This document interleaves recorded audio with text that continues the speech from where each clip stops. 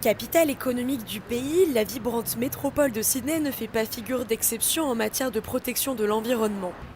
Située en littoral, la ville est menacée à très moyen terme par des aléas climatiques de plus en plus fréquents, ce qui aura des effets directs sur l'activité humaine à Sydney. La situation est-elle sans appel? David Alexander, chercheur pour une ONG environnementale, dresse un bilan alarmant. Welcome to the Climate Council. Come on in. Well, Sydney is on the front line to climate change impacts. So we know in the future that Sydney is going to experience hotter, more frequent and lasting heat waves. Sea level is going to rise on the order of 0.6 to 0.7 metres by the end of the century. We also know that severe thunderstorm days are going to increase in this city by 30%.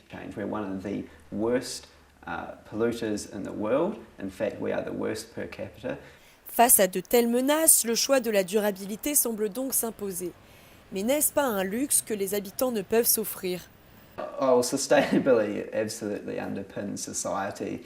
And we actually see with something which is very environmentally sustainable, like wind power or solar power, actually is cheaper than, for example, dirty, old, polluting fossil fuels. So we can actually have a very sustainable society which actually has a lot of health benefits, economic benefits, and lifestyle benefits for everyone. Économiser tout en agissant pour la protection de l'environnement. C'est le pari que se sont donnés certains habitants comme Michael Mobb. Résidant en plein cœur de la ville dans une maison en apparence ordinaire, il a peu à peu changé son mode de vie pour adopter des comportements durables. Et ça marche. Il organise désormais des visites afin d'inspirer d'autres personnes à leur tour. Things are changing. If I left what I was doing, I used to be a lawyer.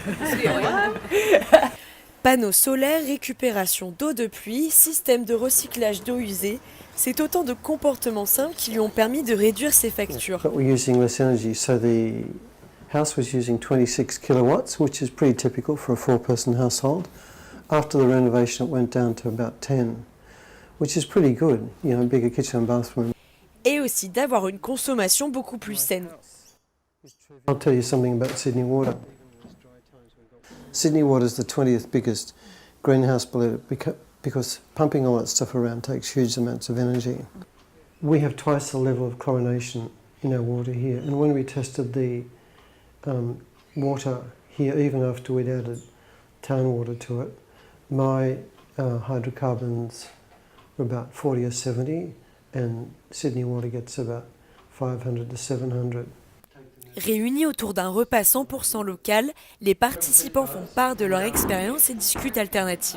It's amazing the amount of things that you can actually make yourself. And people say, it takes so much time, but I work in the solar industry for the past 5 years now, so both in Europe and in Australia. I was actually expecting to see way more solar when I came over here.